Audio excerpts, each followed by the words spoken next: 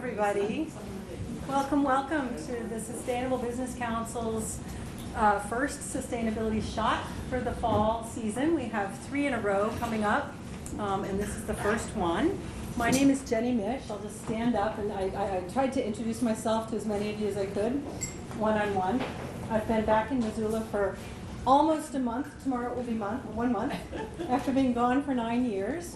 I did my master's in business administration at the University of Montana and did coursework with Susan Anderson and helped her do the original surveys of local businesses that, led to the formation of this group. And then I went off and got a PhD in sustainable business and taught at the University of Notre Dame for 4 years as a faculty member. And I'm really excited to be back in Missoula. So I'm interested in input for the direction of the SBC and other things that the organization can do in the community, and thrilled to be part of it and back among all of you. So it's nice to have all of you here.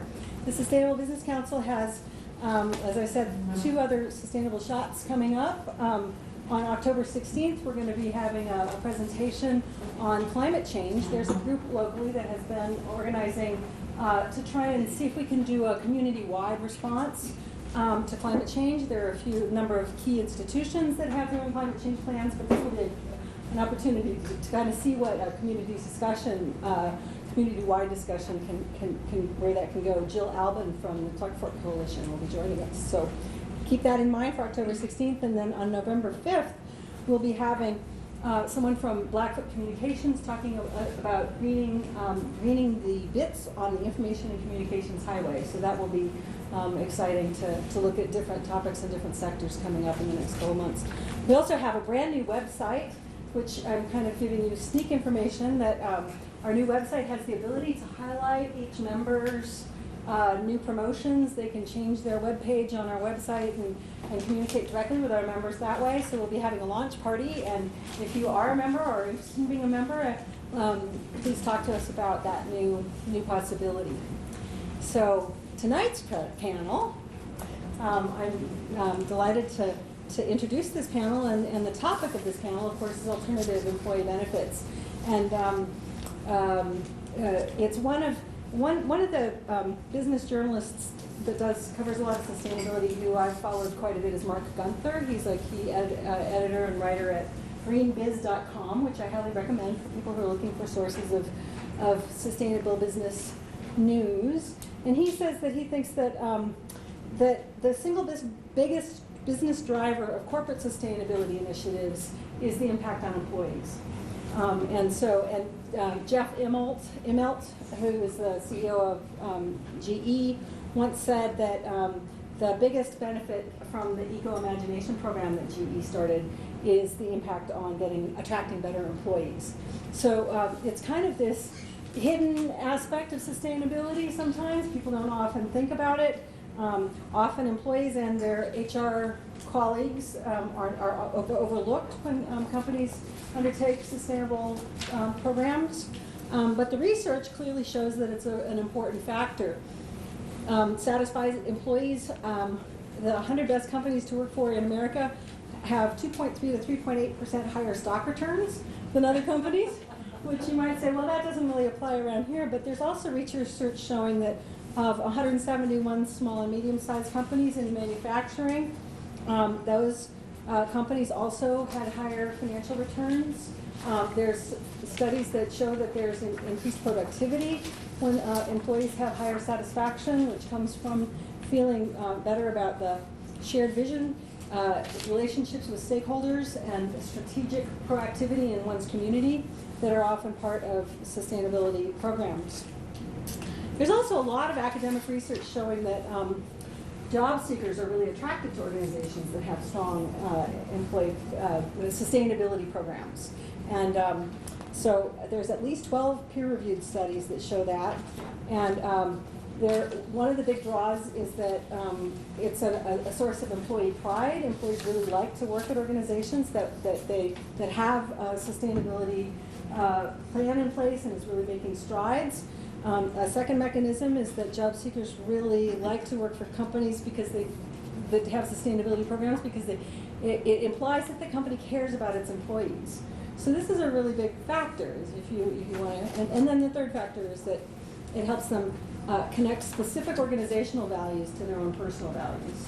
So there's tons of research out there. If you're interested in research on sustainability in business, there's a great organization that summarizes the academic research and makes it a bit really accessible to people. It's called the Network for Business Sustainability, and their website is nbs.net. It's a Canadian organization. And then greenbiz.com is another one where you can find, I could keep going, but I think I will introduce our panelists. So our first panelist is Lisa Swallow, who has been a two-time board member for the Sustainable Business Council, has been a very influential person in the development of the Sustainable Business Council. She's the author of a book that we have several copies of on the counter over there called Green Business for Dummies, which makes it all Please very push my sales straightforward. over 50. There we go. She's a CPA. She teaches sustainable business at Missoula College and also at the University of Montana. She's particularly interested in small businesses and sustainability, and she's spent more than half her life in Western Montana. She loves open space, local economies, the woods, Flathead Lake, her partner, 2 sons, and her golden retriever.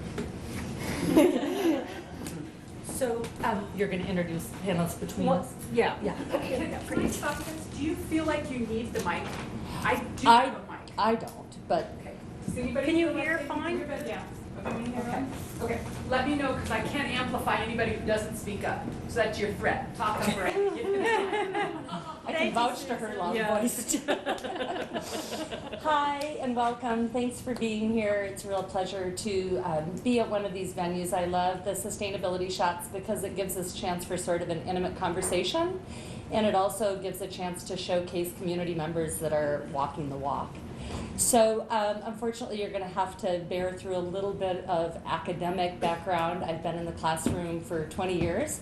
But before I launch into that, I would like to take kind of a step backward in time. Pre-academia, I was the CFO for 2 startup companies, both in the Rocky Mountains, one located in Fort Collins, Colorado, and one here in Missoula. And as is common in many startups, you wear multiple hats, right? So I managed the financial accounting department, and HR just sort of all of a sudden rolled into my purview.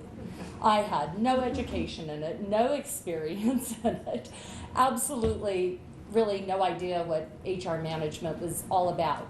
But I was immediately intrigued by the possibility, the potential in human resource management to incentivize and motivate your employees to be value congruent with your organization and help them in value congruence and to behave in a way that was beneficial for both them and the organization.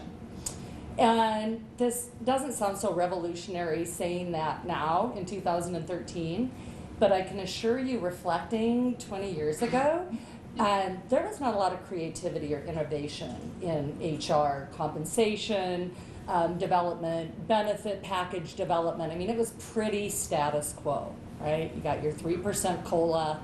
There might be some really out there pay for performance things. There were a few benefits that might have been sort of, on the cutting edge, but there really wasn't much that allowed you to package your company's values and mission and take it to your employees to help incentivize them. So one of my key takeaways looking back on 20 years ago is that a really well-designed and structured and administered HR program clearly has to further the company's mission, right? And I think we're going to hear that from these 3 ladies, most assuredly, how they've crafted these packages that have done just that. I'd like to play a little bit on what Jen was talking about earlier about the research surrounding this, and this is just my few little moments allowing me to put on my professor hat. But when we talk about sustainability and how that increases business value, I think it's really important that we make this really concrete, tangible business plan for it, right? This business case for why it's a good, actionable plan. And one of the 6 key facets is that employees that work for companies that are engaged in sustainable practices, the company has less absenteeism, less turnover, i.e. saves money. The employees are more productive, and they also possess this enhanced capacity for entrepreneurialism. So it's actually got a made-up noun called intrapreneurialism, which means I work for a company that I don't have ownership in, but I exhibit entrepreneurial characteristics, right? I'm a risk taker, I'm innovative, I'm encouraged to think out of the box, all those things that you want your employees to do to create business value. So there's pretty strong research that's coming out that shows that sustainability and enhanced employee recruiting and retention numbers are pretty intimately linked. So when I was asked to do this talk, I started thinking about what sorts of attributes or characteristics I thought a well-designed alternative benefit package plan would have. So what would be the characteristics of that plan? And what I came up with is that plan, obviously, any benefit package has to provide value to your employees, right? And not only does it have to provide concrete value, but they have to perceive that it provides them value, right? I'm sure you've all worked in companies where somebody, harried accountant comes around and says, sign up for this, it's good for you. And you're like, gosh, there's this packet of, 16 pages of small print. You don't even really know what the benefit is. So I think the benefit has to appeal to the employees and provide value to them. But I also think from a sustainability aspect that it has to encourage them to behave in a way that maximizes the triple bottom line. And triple bottom line, of course, being having positive impact on people, planet, and profit. So when you look at your alternative benefit package development, your question is what I'm thinking about doing going to positively impact each of those bottom lines, right? So I went out and I scanned companies, many of them larger, quite progressive companies, but I think the design of this alternative benefit package is only as broad as your imagination. So I'd like to share with you, so what I did when I went out and did the scan is it was all over the place, and I sort of, being an accountant, had to categorize them into genres, which I did for them, and I'll share with you what I thought were some of the most interesting benefit packages that were out there. So the genres that I chose was, and again, enhancing the triple bottom line, not just for the employee in their professional workplace, but also how they bring it into their personal life and into their communities. So I think that's really imperative too, that those benefits enhance their professional, personal, and community-based life. So the first genre that I sort of packaged these into was encouraging community behavior. How do we provide a benefit that also encourages community behavior? Well, Patagonia chooses to do that by giving 5 paid hours a month to their employees to go volunteer in an organization of their choice. So being a Patagonia employee, the odds are I'm probably choosing an environmental organization. So that's an easy triple bottom line, right? People, planet, profit, right? You have empowered employees working for environmental organizations, probably, and also participating in community life.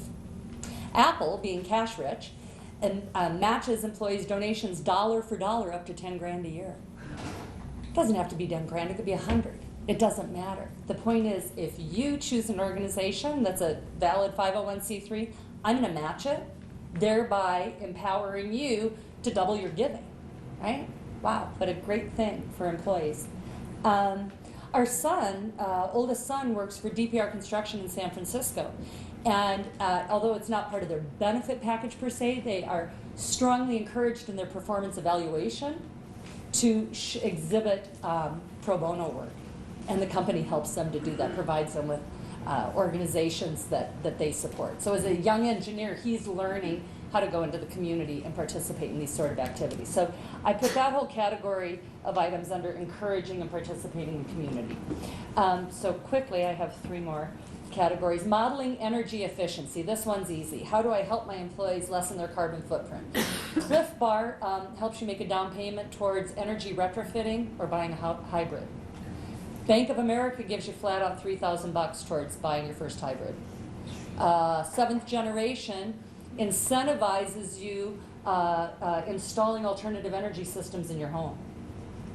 That's a second category. Third category I pulled out, even though it lessens your carbon footprint into its own, changing transportation habits. We already do a lot of this. Encourage telecommuting, set up ride boards, put the down payment on the van pool system so that your employees can carpool. Set up a qualified transportation benefit plan, which Trinda's going to talk about. Urban companies such as Yammer and Stumbled On are doing things like buying flex cars and bikes, so where their employees take alternative transportation to work, then they've got a bike or a car to use during the day to get their errands done, and that's proving real effective in urban areas. Sierra Nevada provides premier parking spaces for electric vehicles and hybrids and plug-ins. And the last category, number 4, helping your employees through their benefit package to increase their financial and human health awareness. And this is self-evident. When you have events or you have a company cafeteria, do you provide junk food or do you provide local organic food, right? Then you can go into all the, the masseuse and the Pilates and the life coaches that the big boys all provide, mostly in, highly dense, cash-rich urban areas. But the last thing I'd like to close with is this option of helping your employees increase their financial health. So most of us, when we first started putting our money away every month into our 401k or our Simple, we didn't really know it was masked behind those mutual fund acronyms, right? Well, it turns out there's a whole lot of companies you may not want to be invested in. So one of the things that I really believe strongly in is to offer your employees an option for socially responsible investing or community-based investing. So I put my, $100 a month into my 401k. Do I have the option of doing that with a socially responsible company or a community-based company? So with that, I've gone over my time allocation. I will sit down and put this to my... Lots of great, intriguing examples there. Thank you. I forgot to sort of describe the format of the shots for anybody who might be new. I'm new.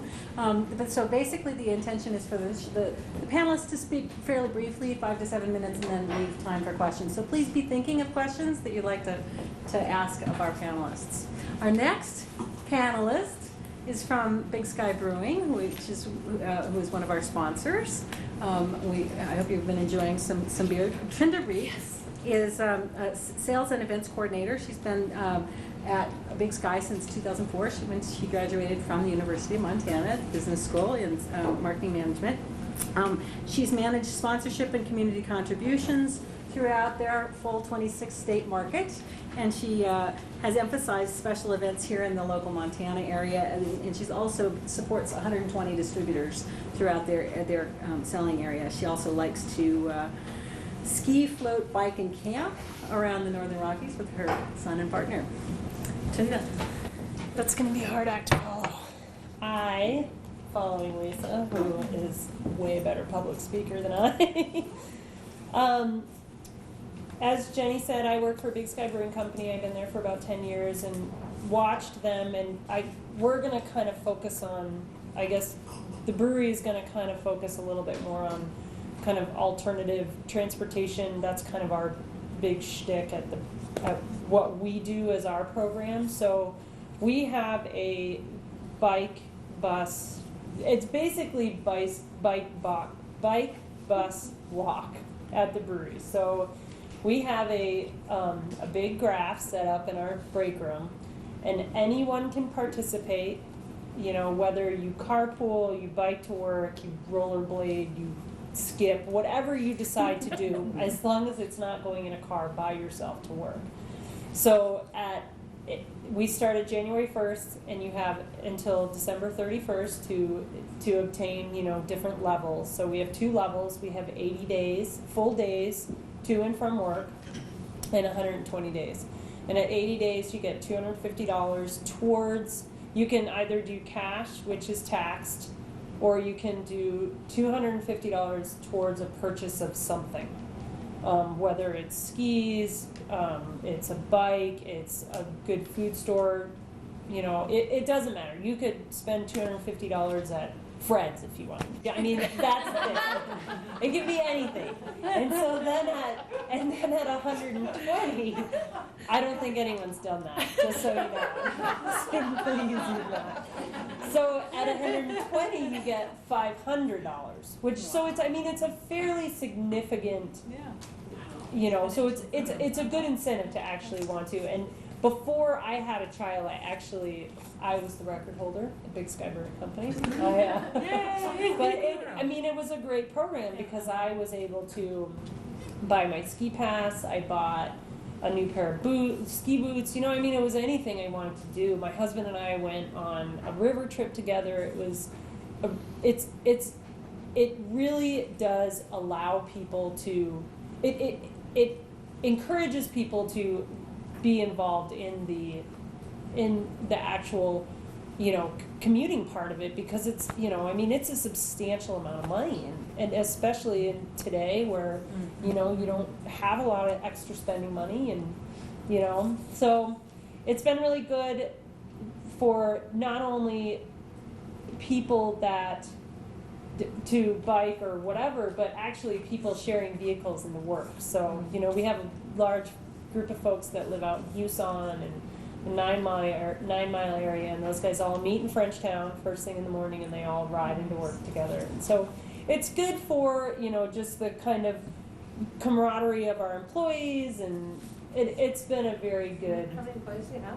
We have 39 employees, 40 employees, and I'd say we have anywhere between, of those 39 employees, we have 6 people that don't live in Montana. There are outside sales reps, but even for our outside sales reps, we still allow them, if they take a bus, if they get picked up by, you know, we have these things called ride withs, and so you go ride with a distributor for the day and you go on their sales route. Well, if you have the distributor pick you up at your hotel, or, you know, you take a bus to the distributorship in the morning, that's counted as carpool. So it's a, you know, we're able to bring everyone in from, even that aren't there. So of the 39 employees, I bet we probably have somewhere between 25 and 35% involvement, which is pretty good on a, you know, program like that for us. And I'd say the program is probably maybe 5 years old. So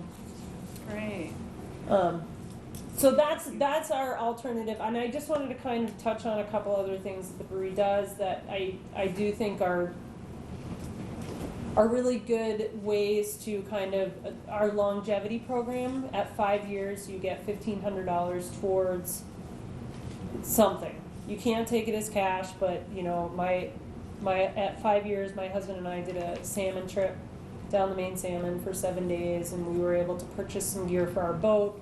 We had people that went to Disneyland. We had people that bought computers. You know, I mean, it's so. And then at 10 years, apparently I haven't hit there yet, but I'm getting close. They do. It's the next bump up. So at 10 years, you do $2,500, and I mean that's certainly like a bigger goal. But we have a lot of employees that have been with the brewery. I mean, 10 years for me, like I'll be 10 years in June, and that's not unheard of. Like we have a lot of employees that have been there 15 years, 16 years. So that's been really good. And then the last one I want to touch on is just our alternative bonus program, because I do feel like this is kind of part of the HR thing.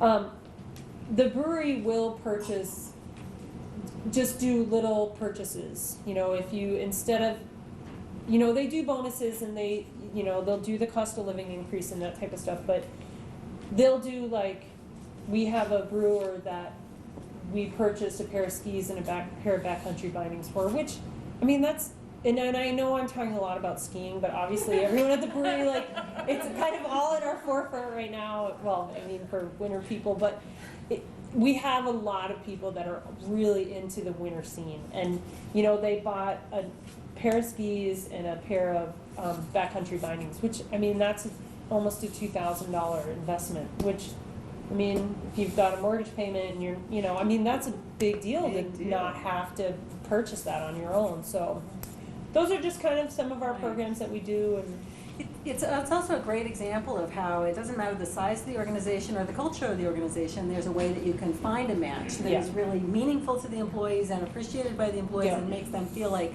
you know who they are and what turns them on and how to make them happy employees. Yeah. So that's all I got. beautiful. Thank you, Trinda.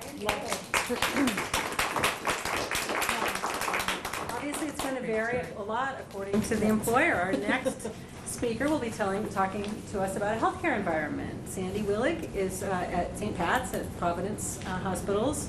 She's BSN, RN, CCP. She's the program manager for the Home Base program, which is an employee wellness program. It helps employees and their dependents set goals and health goals. She also teaches part-time for a local nursing assistant program. She's got experience in managing employee health and workers' compensation and more traditional benefits kinds of programs, as well as drug testing, flu vaccination, fit for duty programs, a whole variety of related things. So she can probably put some context on things. She's also in the process of completing a master's in health administration through Montana State. So she is born and raised in Missoula, so she's a local girl. She likes quilting and reading and camping, hunting and fishing. Welcome, Sandy. Thank you. Okay. Well, the first program that St. Pat's offers as an alternative benefit is obviously the home-based program, which is near and dear to my heart because I manage it. Basically, this is a wellness program that we provide for our employees as well as their dependents. So they are able to work with one of my care coordinators, and it's kind of a collaborative process where they work with the employee, the care coordinator, and their provider to make sure that they're connected to care. They can do some goal setting, get them connected to some weight loss programs,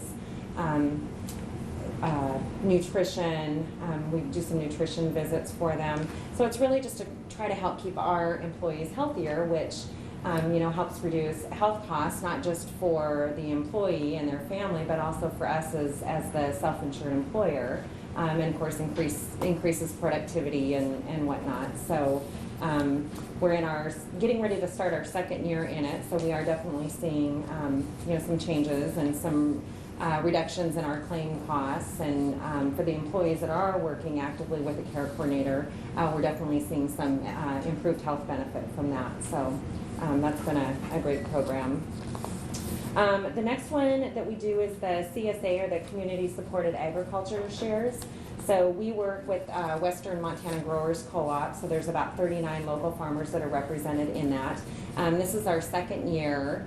For 2012, we had about 70 employees that participated in the program, and I think between the summer and the fall shares for this year, we'll probably have about 90 that are in that. This year, in addition to the fruits and vegetables, they also had the option to purchase shares for meat, bread, egg, and cheese. Seems like I'm forgetting something. So, oh, and coffee. That's right, coffee. No chocolate, but coffee.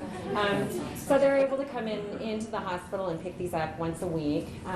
One of the things that my program did, and we did it last year as well, is for those that are actively working with care coordinator in the home-based program, I paid for 10 people up to $75 towards the cost of their share. We also offer a payroll deduction for people. So those of you that are familiar with the cost of these programs, it's over $500, which is, for a lot of people, to eat healthy, that's a huge chunk of money. And so being able to break it up into smaller amounts, I think, is very beneficial for people. So. And then a couple other ones that I know of. I'm not directly involved in them. One of them is what we call the Compassion Fund. So this is an employee assistance fund. The money for this actually comes from employee contributions via payroll deduction. So when we have an employee that is struggling, whether it be something catastrophic or a health problem or a death in the family, they can actually request assistance to these funds, and it's up to $1,500 a year. So if they've had a death in the family and they need help, paying for funeral costs, or maybe times are tight and a spouse just lost their job and they've got a power bill or a mortgage to pay. So, kind of gives us, we're obviously as a hospital built on caring, so this is an opportunity for people to kind of care for our own and not just all the patients that we serve. Yeah. You don't mind if we ask questions along the way? Well, I will ask you to hold it. Okay. If you don't mind. So the next one, Commuter Club, we don't offer $250 or $500, but we do have a Commuter Club as well. They do monthly raffles and some staff recognition. St. Pat's donates 50 cents for each day commuted to the foundation to continue to promote some of the sustainability projects that we have going on in the hospital. So for 2012, they had saved over 300,000 miles, which equated to 70 tons of carbon. So. And then the last couple are, we have a knowledge fund and a tuition assistance. So tuition assistance, $1,500 a year for someone working on undergraduate, or sorry, $1,000 for undergraduate and $1,500 a year for graduate. And then the knowledge fund are scholarships for employees as well as children of employees are also eligible to apply for those. So. Sounds like a great place to work. Yeah. Thank you. Thank you, Sandy. That was a great.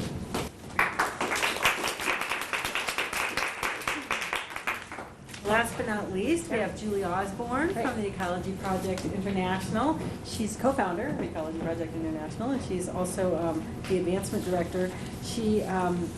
It's important to recognize that this Missoula-based nonprofit that is active in 6 countries has been recognized by Outside Magazine for the last 2 years as a best place to work in the country, and also she was EPI was recognized as the Montana Small Employer of Choice by the Job Service Employers Council. So we're going to find out some of the reasons why. And of course, in addition to loving her job, she enjoys adventures on or near a river with her partner and 2 beautiful children. Welcome, Julie. Great, thanks. I put together just a couple of slides. First, to start out, maybe the next slide is about just what EPI is, or what we are. We're a nonprofit organization that works on science, education, and conservation. And our goal is to empower youth, our vision is to empower youth to take an active role in conservation. And we work in 6 countries. Here in Montana, it's our headquarters. There's 15 employees here, and then we have about 70 staff internationally. So when we think about our benefits, they've really evolved over the course of the organization's history. It's about 15 years old. And we really try and take a holistic approach to benefiting our staff in terms of, it kind of ties back to what Lisa was saying, that professional, personal, and community. And community plays a really important part in what we do. I'll start out just by the benefits that I list here. They come back to our core values as an organization, and because we are focused on conservation, one of our core values is to get outside or to enjoy the outdoors. And so we have a number of benefits that help us to get outside. We're based right in front of the river downtown. We have inner tubes in the basement, so folks actually can go out and float at lunchtime if they want to. There's a bunch of different discounts that folks qualify for through various gear companies. And then we, of course, offer travel to the sites where we work, discounted for families that work at our organization, and then employees, we try and get to different sites as much as possible.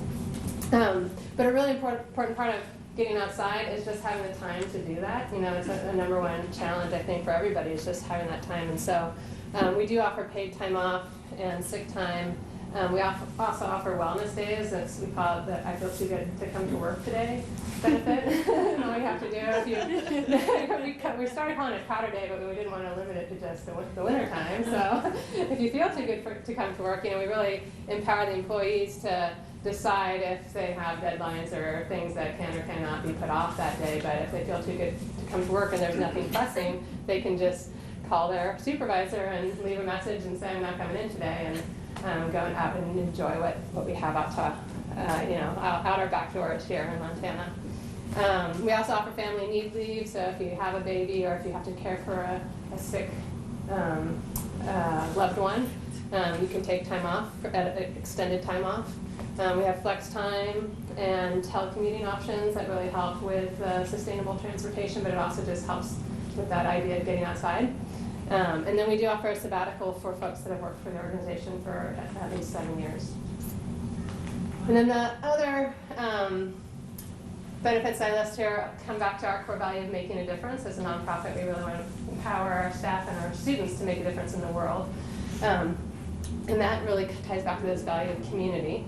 And so, you know, the transportation that really connects to community and different transportation programs that we have include a similar program, it sounds like, as these two organizations where folks get 50 cents a day. I was calculating as Trinder was talking, they get $3 a day if it's 80 days, or $4 a day if it's 120 days. Way more than our 50 cents a day, but people are psyched because it buys them lunch for the month. They get to go out, you know, go have lunch out a couple times a month if they commute every day. It's cash that shows up on their desk. So it's a fun incentive. We also participate in trying to organize activities within our building for Bike Walk Bus Week and other kind of sustainable transportation activities that happen in town. And that's part of the kind of giving back to the community, is not just doing it for ourselves, but doing it, trying to incentivize other folks to do it as well. We have a bike share. We were fortunate enough to receive the Cool Green Office Award that the Montana Radio Company gives out once. I guess we were the first office to receive it last year. But one of the things that we got was a gift certificate for Big Sky Bikes. And we decided to purchase 2 bicycles and a trailer so that folks that commute alternatively to the office but need to run errands, or they drive to the office but need to run errands, they still have some pedal power to get to where they need to go, and they have a trailer to transport whatever it is around. And we offer that benefit not just to our employees, but to everybody that works within the building. And even if you guys stop by the building and need a bike, just let me know. Somebody else does. We just want to encourage folks to skip the vehicle if they can. We're also located downtown on a bike trail. That's really important. I think that's overlooked oftentimes, is just where you site your business. The idea that by being located downtown, it's easy for folks to carpool, it's easy for folks to take the bus or to bike. And that, you know, it's a lot cheaper not to be located downtown. It's a real business decision to make that choice to be somewhere centrally located. Community, we really like potlucks, so we have potlucks all the time. We just decided to building a sense of community. We do it just with our building. We have a shared conference room there. We bought a building downtown. Our nonprofit bought a building. We have 5 different nonprofits housed there, and we try and build that sense of community, not just within our business, but within the other businesses that are nonprofits that are located in the building, and then the constituents that they all serve. We try and create a welcoming place that folks can come and feel part of something that's important. And then we invest in folks' education. There's professional education funds available, and retirement matching. You know, one thing that I find with some of these benefits is that as an employer, you really have to incentivize people and educate people about what exists. So you can't just like have an employee handbook and assume that people are going to take advantage of it. You have to create programs so that they understand what the benefit is. They try it out a couple of times. Even the education benefit, we encourage supervisors to mention to their staff like what, educational opportunities they might pursue for professional development, because it's not something that people necessarily automatically self-engage on. That's it. Great, thank you. See why your workplace is an award-winning workplace. But across the board, all of these speakers have really emphasized the importance of values alignment and having the programs aligned with values. So I know we have at least one question, so this is time for Q&A. Did you? Yes. I'm sorry, I don't remember your name. Sandy. I had 2 questions. One was about the compassion program. Now, does the funding to that come from the hospital system, or does it come from the peers, the employees? Straight from the peers. So, okay. Yeah. So you put some sort of word out that right, says this person is looking for. Right. It's called 30-minute break. It's got a name, but you can sign up, and whether it's $5 or $10 a payday that you want as an employee to donate into this fund. Sounds really excellent. The second is your health program that includes the nutrition visits with nutritionists, etc. I can't remember what you called it, something care? Home base. Home base, okay. How many of your employees, first, how many employees do you have, and then how many employees participate in that? We have, Beth, you're going to have to help me with this, 2,500? About 1,800. 1,800 employees. We have probably about 150 that actively work with a care coordinator. And is that also part of that program, the exercise program? Yes, so there's quite a few things that they promote Okay. as part of that program. So one thing is our fitness center that our patients can use. That actually just went live September 1st. That used to be that employees paid, I think it was $20 a month.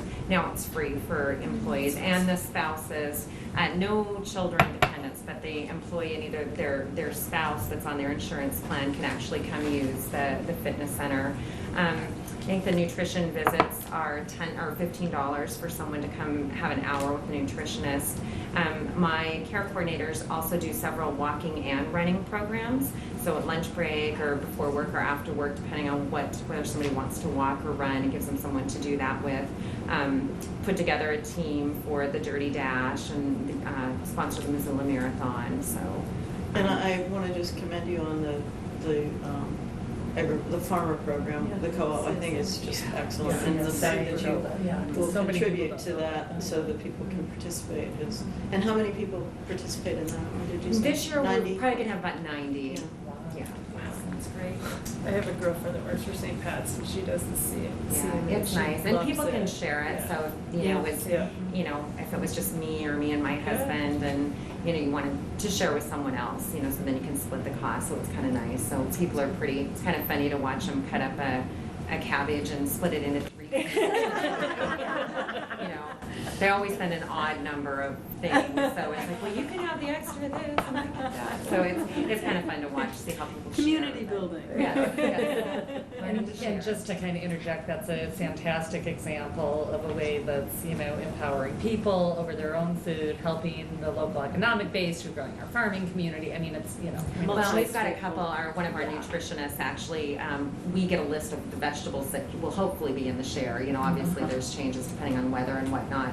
So we're trying to get recipes out for people, because there's some things, I even look at them and I have no clue what in the heck it is. So it's kind of nice for them to know what it is and how it's, best eaten. And all of these things are promoted through your social media? Okay. Our internet and flyers and. We have a couple more questions, yeah. Me? Yes, please. So this is a question for Julie. Could you speak a little bit more about the sabbatical benefit, the terms and?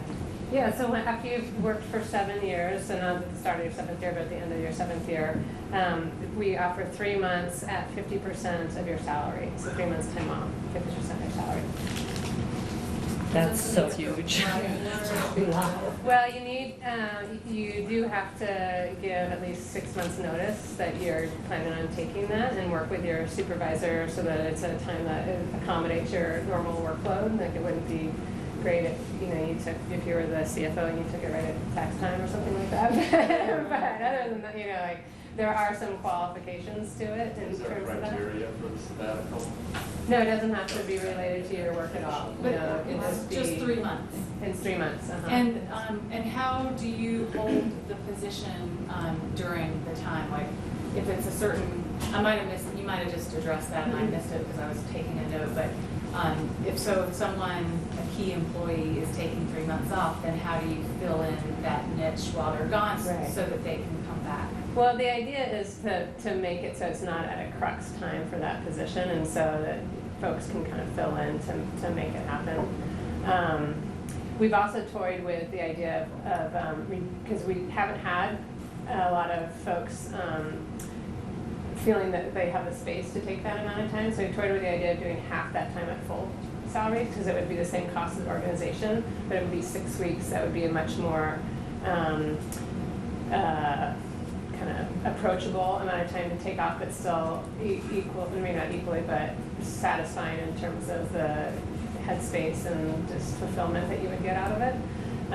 And so we haven't put that on the books, but we share that with folks that that's an option if that's something you prefer to do that would make it so that you could do that more easily. Would you ever People- think of expanding the time with less, like 25% for 6 months? Well, the feedback we've gotten from our staff is that it's hard enough to think about going at 50% salary when you have a mortgage and you have like some fixed expenses. Even doing that 50% is hard, and that's also a reason to think about doing it for 6 weeks at 100%, because then you don't really have to deal with the financial side of the equation. Right, yeah.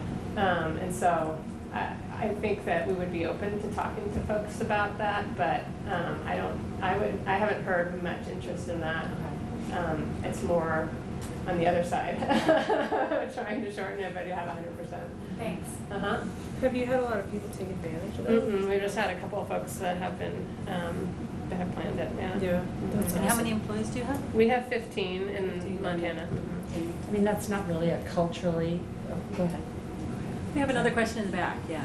This is for the 3 people who work for the non-governmental agencies, and do any of you guys have a socially responsible investing opportunity through your 401k or retirement option?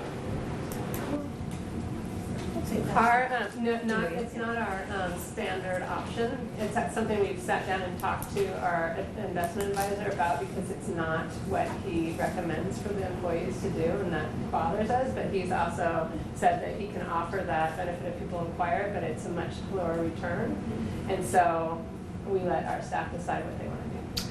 I totally disagree that the returns have to be less. That's what our financial So advisor do you said. guys have an I don't, option? I don't think so, but I don't think that it's something that they have explored, so, it's not to say it couldn't be an option.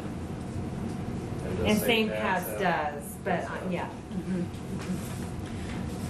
So there's, yeah, another question. So I have a real geeky accountant kind of question, and I don't know whether Sandy or Lisa or Beth is going to answer this, but the compassionate program, that's not, so Rebecca kind of asked the question about, they're not giving to for specific employees, they're giving to a pool, right? And then you guys decide who gets it. Right, well, the program does, so I mean, depending on, Right. and my understanding from what I understand, they've never had to tell anybody no. There's been the funds available, and the funds don't go to the employee, it goes directly to the mortgage or. Good. Oh, I didn't realize And that.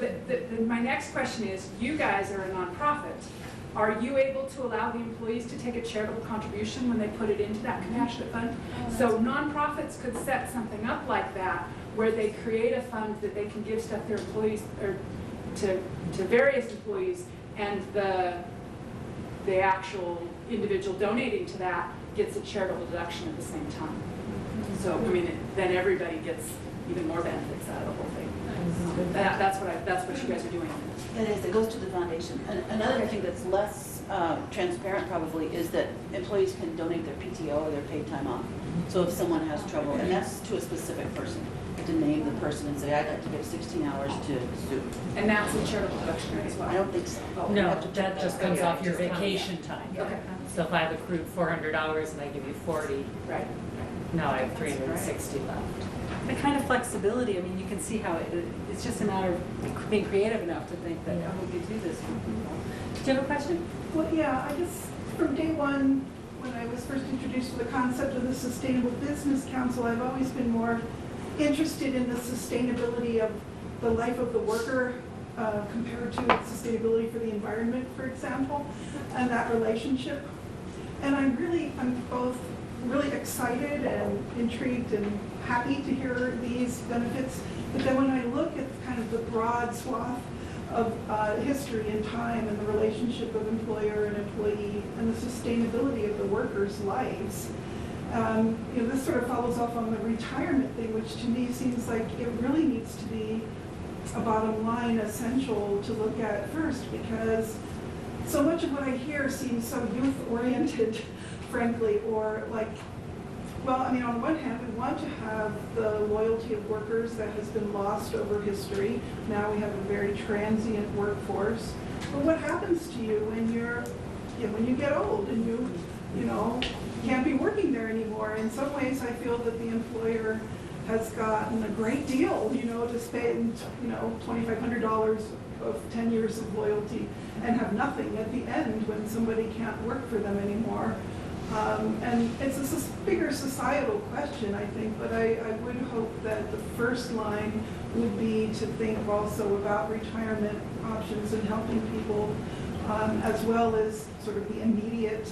I don't know if any of you have discussed that kind of retirement question. I'll give the panelists an opportunity to respond in a moment, but I first want to just really thank you for raising this, because obviously, you know, there have been times when retirement benefits were much better than they generally are today in terms of, you know, the end of a work career. And I also wanted to really acknowledge your naming that, you know, the triple bottom line includes not just economic and environmental profitability, but social profitability. And it's much less tangible. It's often much more difficult for companies to wrap their heads around how we do this, and it's much easier for them to kind of feel like, oh, well, we already do that. We treat our employees well already, you know. And as I was doing a little bit of research to prepare for tonight, this issue of the values alignment and the culture that you create is actually very critical there, and it needs to be a culture of valuing people throughout their whole lives. So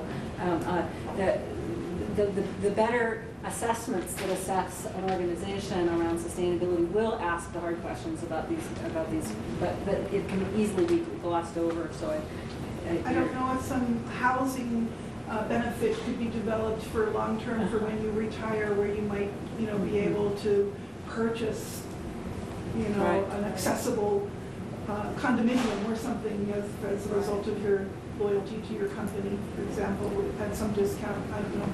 In a green building, of course. Would any of our panelists like to speak to these important issues? Well, I think as far as the brewery is concerned, I mean, we are pretty young. Like, I mean, our oldest employee, I don't, is in their early 50s. So, I like that term, young, to describe. You know, so I think that they do have a very good retirement plan. I mean, as far as like traditional benefits, the brewery does match up to 6% on their 401k, and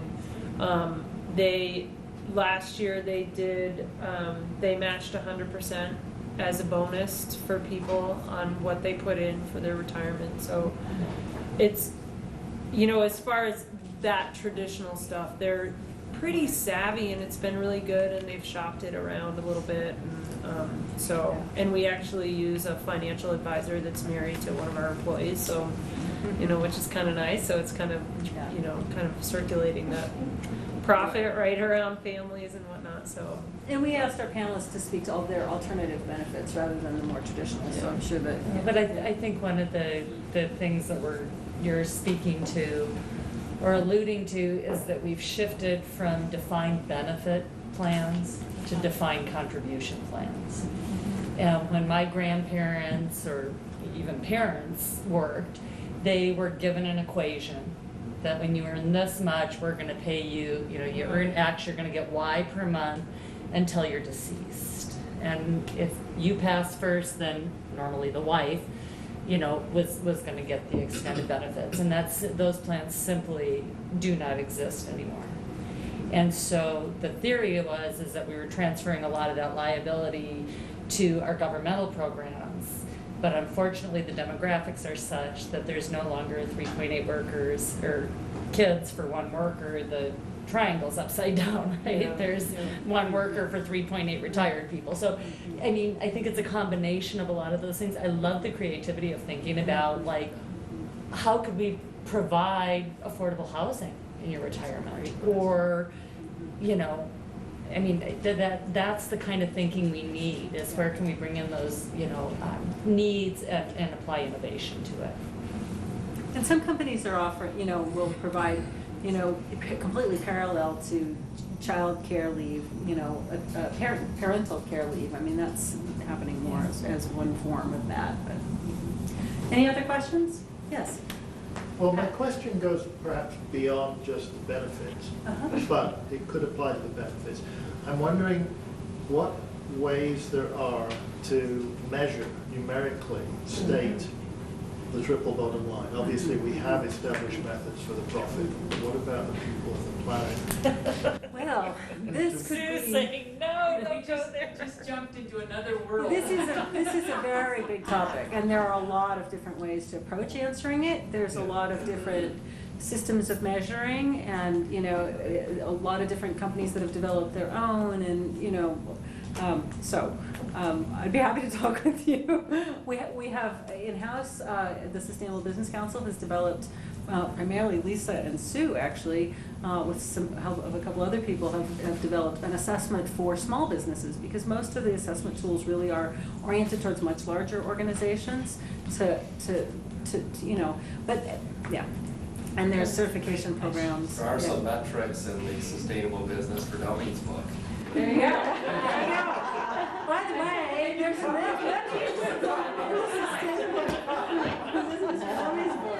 So one more question. Yeah. What's interesting is most here it's primarily women in this audience. Just interesting observation. My question is concerns nonprofit and corporate partnerships. And employee engagement is like the buzz right now in the CSR realm, corporate social responsibility. But bring it down more on local level. I'm wondering how on the corporate end, or the small business end, how you have found that your nonprofit partnerships have helped with your brand recognition, employee engagement, and on the nonprofit end, have you found that your corporate partnerships have been impactful? For us, I think the corporate partnerships that have the most impact are the ones that we have with organizations near some of the project sites we work, where employees can also volunteer at the project sites and get the kind of hands-on experience with the mission of the organization, so that it raises awareness and kind of connection amongst the employee body at the corporate partner, as well as providing a financial support for the organization. Are those corporate partners in Missoula? No, they're in Latin America. Okay.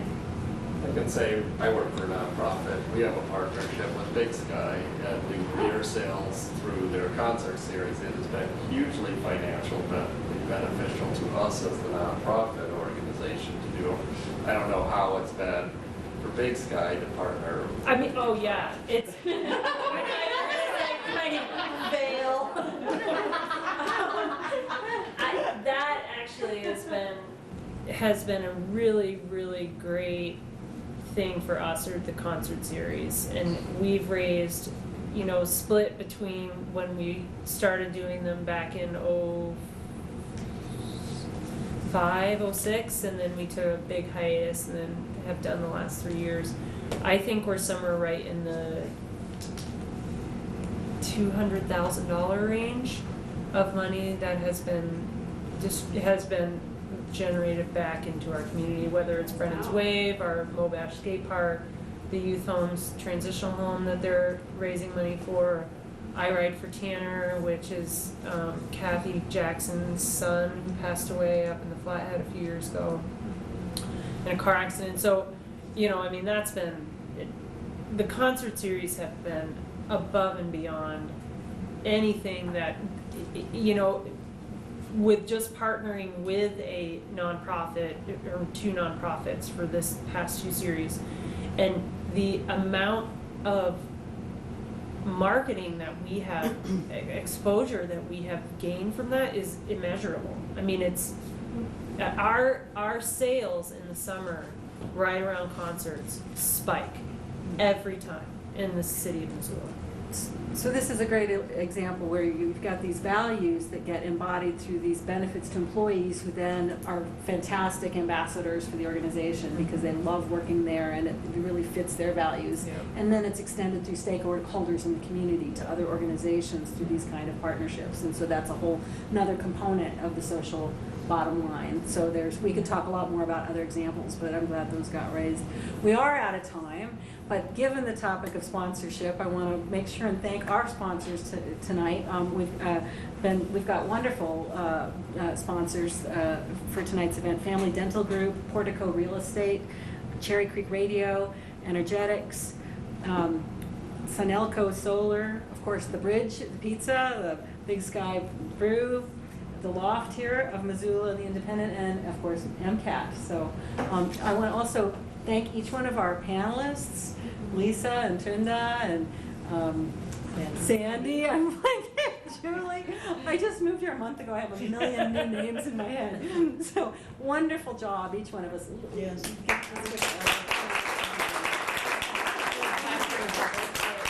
Thank you. Thanks to the audience for your great questions. Please come join us again on October 16th to hear about this local climate change. I learned a And lot. feel free to hang around and have another beer.